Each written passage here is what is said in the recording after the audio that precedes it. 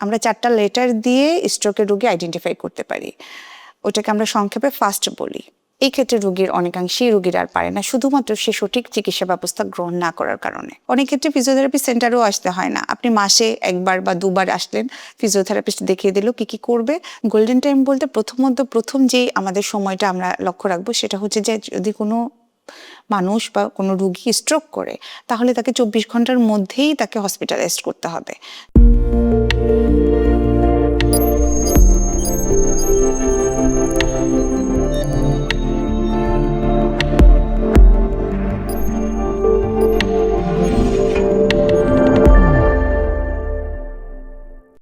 Stroke হঠাৎ করে ঘটে যায় একজন সুস্থ স্বাভাবিক মানুষের জীবনকে খুব দ্রুত অস্বাভাবিক করে তোলে। তিনি হয়তো হাঁটা চলা বা কথা বলার সক্ষমতা যে কোনোটি হারিয়ে ফেলতে পারেন, যা শারীরিক এবং মানসিকভাবে বিপর্যস্ত করে ফেলে শুধু ব্যক্তিকে না, পুরো পরিবারকে। বিশ্ব স্বাস্থ্য সংস্থার তথ্য বলছে প্রতি বছর সারা বিশ্বে 15 মিলিয়নের অধিক মানুষ এই স্ট্রোকের শিকার হচ্ছেন। এর মধ্যে 5 মিলিয়ন মানুষ তাৎক্ষণিকভাবে মারা যান এবং আরও 5 মিলিয়ন মানুষ বিছানায় পার্মানেন্টলি চলে যান। এই ভয়াবহ রোগটি সম্পর্কে আজকে আমরা কথা বলবো। আমাদের আজকের অতিথি মাহমুদা আক্তার রোজি, যিনি কাজ করছেন ফিজিওথেরাপিস্ট হিসেবে বিগত 17 বছর ধরে। আমরা সরাসরি চলে যাব আমাদের আজকের অতিথি মাহমুদা আক্তার রোজির কাছে।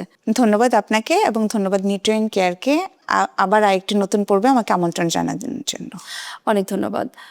শুরুতেই যেটা জানতে চাই, যদি আপনি একজন ফিজিওথেরাপিস্ট, প্রতিনিয়ত স্ট্রোক বা এই ধরনের ডিসএবিলিটি যারা ক্যারি করছে তাদেরকে হ্যান্ডেল করছেন, এই স্ট্রোকটা আসলে কিভাবে হচ্ছে এবং কিভাবে আমরা এটা বুঝবো? ধন্যবাদ আপনাকে খুব সুন্দর একটি প্রশ্ন করার জন্য। আমাদের রোগীদের মধ্যে সবচেয়ে বেশি আমরা পেয়ে থাকি স্ট্রোকের রোগী। স্ট্রোক যদি খুব দ্রুত আইডেন্টিফাই করা যায় তাহলে রোগীর জন্য এবং রোগীর পরিবারের মানুষদের জন্য খুব ভালো। আমরা 4টা লেটার দিয়ে স্ট্রোকের রোগী আইডেন্টিফাই করতে পারি। ওটাকে আমরা সংক্ষেপে ফাস্ট বলি। ফাস্ট মিনস এফতে ফেস। আপনি একজন রোগীকে যখনই মনে হবে যে স্ট্রোক করেছে কিনা, আপনি হাসতে বলবেন। হাসলে মুখের এক পাশ বেঁকে যাবে। নাম্বার 2 এ হচ্ছে আর্মস। হাত উপরে তুলতে বলবেন, 2 হাত একসাথে রোগী উপরে তুলবে। যদি স্ট্রোক করে থাকে তাহলে 1 হাত পড়ে যাবে। তারপর হচ্ছে এস হচ্ছে স্পিচ, রোগীর কথা জড়িয়ে যাবে। লাস্ট হচ্ছে টি হচ্ছে টাইম, আপনি সময়ের দিকে লক্ষ্য রাখবেন। যদি রোগী স্ট্রোক করে থাকে তাহলে তাকে দ্রুত হসপিটালে নিয়ে যাওয়ার ব্যবস্থা করতে হবে। এই 4টা লেটার দিয়ে আমরা স্ট্রোক আইডেন্টিফাই করতে পারি। খুবই চমৎকার একটি সমাধান। অর্থাৎ কেউ যদি পারিবারিকভাবে ব্যাপারটি বুঝতে চায় যে অনেক সময় মাইল্ড স্ট্রোক হয়ে যায়, আমরা বুঝতে পারি না, তাহলে এই 4টা এটাকে আমরা একটা টুলস বলবো যেটা দিয়ে হয়তো আইডেন্টিফাই করা যায় ঘরোয়াভাবে। বাট সময়টাকে আমাদের অবশ্যই কাউন্ট করে আমরা নিতে পারবো। সাধারণত 2 ধরনের আমরা যদি স্ট্রোক দেখি, যে 2 ধরনের স্ট্রোক হয়তো কমনলি হয়ে থাকে, যেটা ক্লিনিক্যালি আপনারা বলেন যে ইসকিমিক এবং হেমোরেজ। সেক্ষেত্রে কার জন্য কতটা ঝুঁকি, নাকি ঝুঁকিটা সেম? না, ঝুঁকিটা সেম না। ইসকেমিক স্ট্রোকের ক্ষেত্রে ঝুঁকিটা অনেকাংশে কম এবং হেমোরেজিক স্ট্রোকের ক্ষেত্রে ঝুঁকিটা অনেক বেশি। হেমোরেজিক মানে হচ্ছে আপনার ব্রেইনে রক্ত জমাট বেঁধে যাবে। ওই ক্ষেত্রে হচ্ছে যে অনেক ক্ষেত্রে যদি ব্লিডিংটা না বন্ধ হয় তাহলে অপারেশনে যেতে হতে পারে, কিন্তু ইসকেমিকের ক্ষেত্রে এই ঝুঁকিটা থাকছে না। রিব্যাক করার টাইম কেমন? দুটোই কি সেম? মানে একজন স্বাভাবিক অবস্থায় ফিরে আসার জন্য সময় কিরকম লাগতে পারে? না, সময়টা 2 ধরনের হতে হয়। ইসকেমিকের ক্ষেত্রে রোগী অনেক দ্রুত নর্মাল লাইফে ফিরে আসতে পারে, কিন্তু হেমোরেজিক স্ট্রোকের ক্ষেত্রে রোগীর ফিরে আসাটা একটু লেট হয়। সেক্ষেত্রে আপনি কি এরকম হয় যে আমরা শতভাগ পেশেন্ট কি কামব্যাক করার সুযোগ থাকে যারা স্ট্রোকের পেশেন্ট? এইটার ক্ষেত্রে একটু আমার বলতে বাধ্য হয়ে আমাদের বলতে হয় যে স্ট্রোকের রোগীর তো ফিরে আসতে একটু সময় লাগে। রোগী এবং রোগীর পরিবার অনেক সময় দেখা যায় যে ফিজিওথেরাপিটা কন্টিনিউ করে না। তখন তার নর্মাল লাইফে যে অ্যাক্টিভিটিসগুলি আছে, যেমন ফাইন মোটর স্কিল, আপনি শুয়ে সুতা পরানো অথবা আপনি সূক্ষ্ম কাজগুলি করা, এই ক্ষেত্রে রোগীর অনেকাংশেই রোগীর আর পারে না, শুধুমাত্র সে সঠিক চিকিৎসা ব্যবস্থা গ্রহণ না করার কারণে। আচ্ছা, আর যেটা আসলে আপনার কাছে জানতে চাই যে স্ট্রোকের ক্ষেত্রে ফিজিওথেরাপির ভূমিকাটা যদি আপনি একটু খুব সুন্দর করে বলেন। বলেন, যারা আমাদের সাধারণ জনগণ আমরা আছি সবাই হয়তো রিহ্যাবিলিটেশনে যাচ্ছি না, যাওয়ার প্রক্রিয়ার মধ্যেও অনেক সময় চিন্তা করি না, সেক্ষেত্রে ফিজিওথেরাপি কিভাবে ভূমিকা পালন করে বা এটা ম্যান্ডেটরি কিনা? আমরা সাধারণত 24 থেকে 48 ঘন্টার মধ্যে একজন স্ট্রোক রোগীর ফিজিওথেরাপি শুরু করতে বলা হয়ে থাকে। যদি সেই রোগী 48 ঘন্টার মধ্যে ফিজিওথেরাপি শুরু করে, তার ফিরে আসার, নর্মাল লাইফে ফিরে আসার প্রক্রিয়াটা অনেক দ্রুত হয়। এছাড়া তারপর যেটা হয় যে হসপিটাল থেকে যখন রোগীকে রিলিজ করে দেওয়া হয়, তারপরে এটা ধারাবাহিক রোগীর কন্ডিশন অনুযায়ী ফিজিওথেরাপিটা নিতে হবে। লাস্ট পর্যায়ে যেটা হয় যে ব্যালেন্সিংটা অনেক ক্ষেত্রে রোগীদের থাকে না। ব্যালেন্সিং এক্সারসাইজের মাধ্যমে রোগী সম্পূর্ণ তার আগের লাইফে ফিরে যেতে পারবে। সেক্ষেত্রে সুনির্দিষ্ট কোনো স্টেপ আছে কিনা, যিনি স্ট্রোক করলেন তার ক্ষতির উপর ডিপেন্ড করে কত শতাংশ ক্ষতি হলো, কতদিন পর্যন্ত লাগতে পারে, কোন কোন ফিজিওথেরাপির বিষয়গুলো আপনারা ফলো করেন, এরকম কোনো গাইডলাইন বলবেন কিনা? প্রথমত আমরা একদম যে পেশেন্ট হচ্ছে টোটালি অনেক সময় দেখা যায় আইসিইউতে আছে, তাদের ক্ষেত্রে আমরা ফিজিওথেরাপিস্টরা প্যাসিভ মুভমেন্ট করিয়ে থাকি। প্যাসিভ মুভমেন্ট হচ্ছে একজন ফিজিওথেরাপিস্ট রোগীর সবগুলি মুভমেন্ট করিয়ে দেবে। তাহলে যেটা হবে যে তার ব্লাড সার্কুলেশন থাকবে, তার জয়েন্টগুলি ভালো থাকবে, রোগী প্যাসিভ মুভমেন্ট করলো। তারপর সে যখন আরেকটু ভালো হবে, হয়তো সে ফুল মুভমেন্টটা নিজে নিজে করতে পারলো না, তখন যতটুকু সে পারবে তখন সে ততটুকু করবে, বাকিটুকু ফিজিওথেরাপিস্ট করে দেবে। এটাকে বলা হয় অ্যাক্টিভ অ্যাসিস্টেড মুভমেন্ট। তারপরে হচ্ছে যে রোগী নিজেই পারলো কিন্তু 100% সে নিজে পারছে না, তখন এটা অ্যাক্টিভলি শো করবে। এটাও ফিজিওথেরাপিস্ট গাইড করে দেবে কিভাবে করবে, কিভাবে করলে সঠিকভাবে সে করতে পারবে। লাস্ট যেটা হচ্ছে যে অ্যাক্টিভ রেজিস্ট্যান্ট এক্সারসাইজ করাই আমরা। এটা হচ্ছে রোগী যখন করতে পারলো কিন্তু সে সম্পূর্ণ মাসেল তার অ্যাক্টিভলি কাজ করছে না, কিছুটা দুর্বলতা রয়ে গেছে, ওই দুর্বলতাগুলি কাটানোর জন্য অ্যাক্টিভ রেজিস্ট্যান্স আমরা করিয়ে থাকি।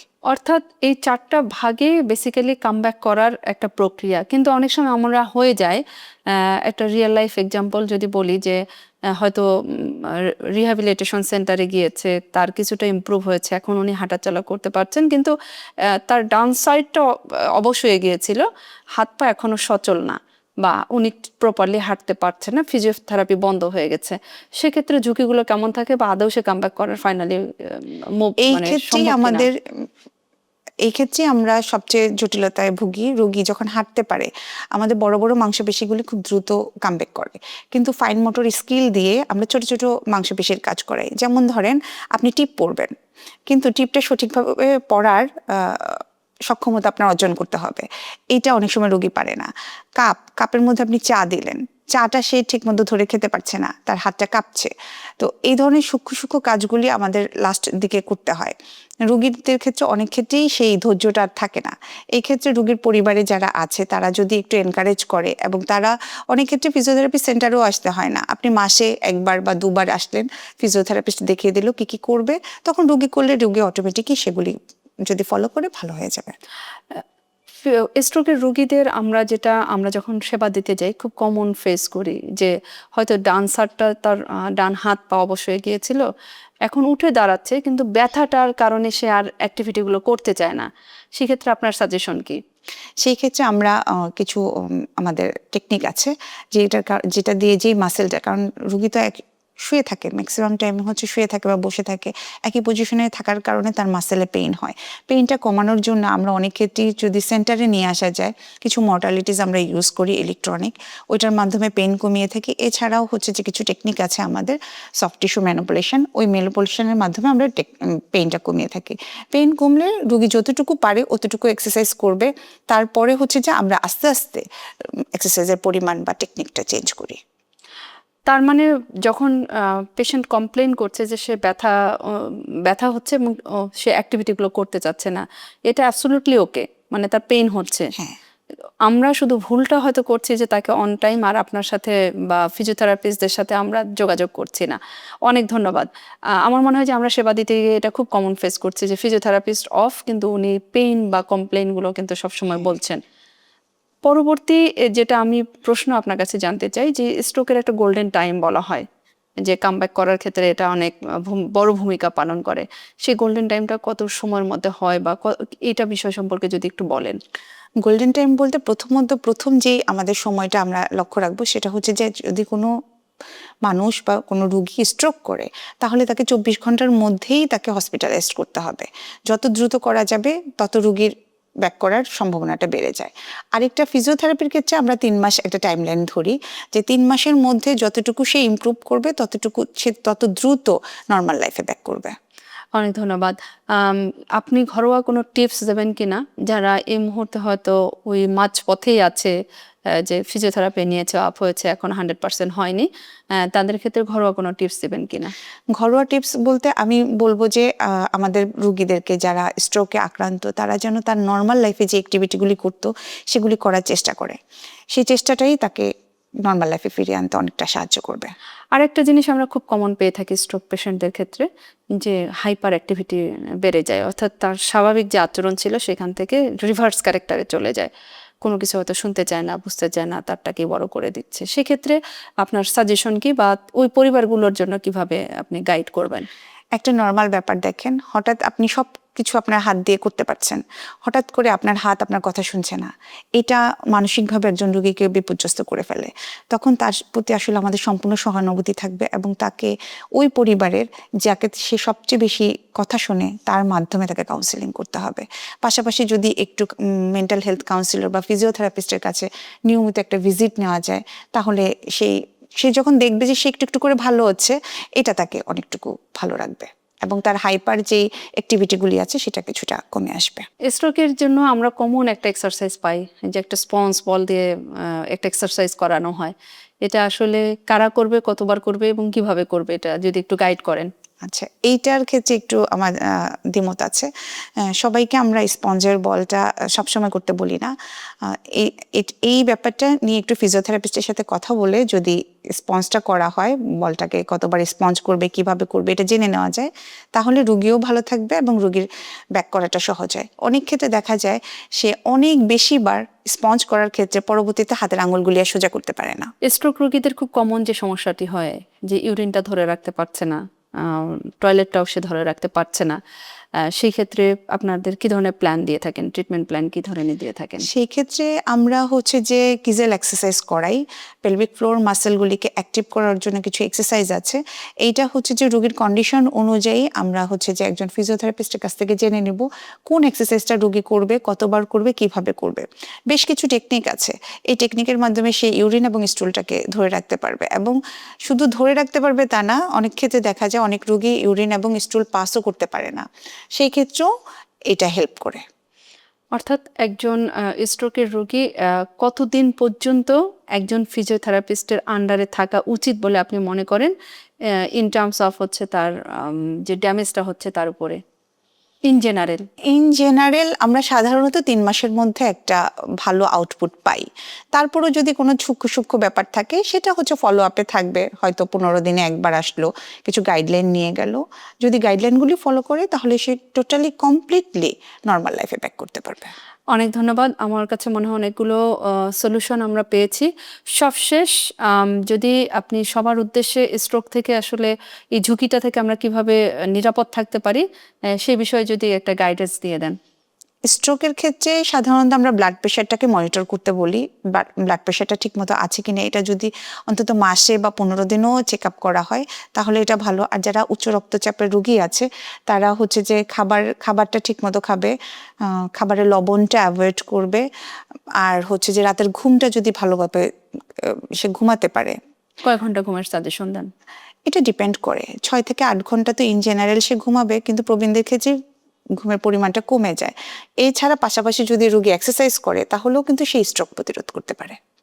এখন তো স্ট্রোক আসলে প্রবীণ না, সব বয়সেরই হয়ে যায়। সেক্ষেত্রে যারা আমরা মিডিল এজে আছি বা যাদের উপরে প্রেশারটা, নবীন এবং প্রবীণের যে প্রেশারটা ক্যারি করছেন, তাদের লাইফস্টাইলে কোন ধরনের সাজেশনগুলো দিবেন এবং এজ এ ফিজিওথেরাপিস্ট হিসেবে কোন গাইডেন্সটা আপনি প্রোভাইড করবেন? একজন ফিজিওথেরাপিস্ট হিসেবে যদি আপনি 30 মিনিট প্রতিদিন ব্যায়াম করেন তাহলে আপনার সার্কুলেশন, ব্লাড সার্কুলেশন ভালো হবে। শুধু তাই না, আপনার উচ্চ রক্তচাপ যদি থেকেও থাকে সেটাও আপনার কন্ট্রোলে থাকবে। তো খাবার, ঘুম এবং এক্সারসাইজ, এই তিনটেই আপনাকে ভালো রাখবে। আর সেই সাথে যেটা বললেন যে ব্লাড প্রেশারটা মানে ভাইটালগুলোকে একটু check করা। ভাইটালগুলি চেক করতে হবে। ভাইটালগুলি যদি 40 হয়ে যায়, একজন মানুষের 40-এর পর থেকেই কিন্তু একটু এই জিনিসটা যদি আমরা মনিটরিং এ রাখি, ভাইটাল সাইনগুলি, এটা ওয়ান্স ইন এ মান্থ আর কোনো সুনির্দিষ্ট গাইডলাইন আছে? আর তেমন কোনো সুনির্দিষ্ট আসলে গাইডলাইন নাই। না, ভাইটাল চেক করার ক্ষেত্রে আপনি আপনার সাজেশন কি ওয়ান্স ইন এ মান্থ নাকি এটা তারও আগে হওয়া দরকার? আপনি 15 দিনে একবার বা মাসে একবার যদি চেক করেন, এটা আপনাকে আপনার শরীর কেমন আছে আপনাকে জানিয়ে দেবে। অনেক ধন্যবাদ মাহমুদা আক্তার রোজিকে আমাদের পর্বে আজকে আসার জন্য, এবং স্ট্রোক নিয়ে এটা বর্তমানে আমরা যে তথ্য দেখলাম যে সারা বিশ্বে স্ট্রোক কিন্তু প্রায় 15 মিলিয়নের উপরে মানুষ সারা বিশ্বে স্ট্রোকে সাফার ফিল করছেন। অ্যাজ এ ফিজিওথেরাপিস্ট হিসেবে তিনিও প্রতিনিয়ত নানান পেশেন্ট হ্যান্ডেল করছেন এবং তাদেরকে সমাধান দিচ্ছেন। আমাদের আজকের পর্বটি যারা যেসব ঘরে স্ট্রোকের পেশেন্ট আছেন, আমরা যখন সেবা দিতে চাই আমরা দেখি যে তাদের ভয়াবহতা, যারা পেশেন্টটিকে কেয়ার দিচ্ছেন এবং যিনি পেশেন্ট তিনিও নানান ধরনের মানসিক শারীরিক সমস্যার মধ্য দিয়ে যান। তো যাদের ঘরে এ ধরনের সমস্যা আছে, আমরা আমাদের আজকের এই আলোচনাটি যদি তাদেরকে উপকৃত করে, এটাই হবে নিউট্রিয়েন্ট কেয়ারের সার্থকতা। ধন্যবাদ আপনাকে। খুব গুরুত্বপূর্ণ একটা টপিক নিয়ে আমরা আজকে আলোচনা করলাম, এবং ধন্যবাদ নিউট্রিয়েন্ট কেয়ারকে। আমরা এতক্ষণ জানলাম স্ট্রোক আসলে আমরা কিভাবে আইডেন্টিফাই করতে পারি ঘরেই প্রাথমিকভাবে, কখন হাসপাতালে নেওয়া দরকার, ফিজিওথেরাপির ভূমিকা এবং কোন কোন ফিজিওথেরাপিগুলো আমরা আসলে স্ট্রোক পেশেন্টদের জন্য দিতে পারি, কতদিন ধরে দিতে পারি। আমরা মাহমুদা আক্তার রোজিকে ধন্যবাদ জানাচ্ছি আমাদের পর্বটিকে সমৃদ্ধ করার জন্য। সবাই ভালো থাকবেন, সুস্থ থাকবেন, নিউট্রিয়েন্ট কেয়ারের সাথে থাকবেন। আমি আলিফ আফরোজ আজকে এখান থেকে বিদায় নিচ্ছি। পরবর্তী আরেকটি পর্বে নতুন কোনো অতিথি, নতুন কোনো সমস্যা নিয়ে কথা হবে। ধন্যবাদ।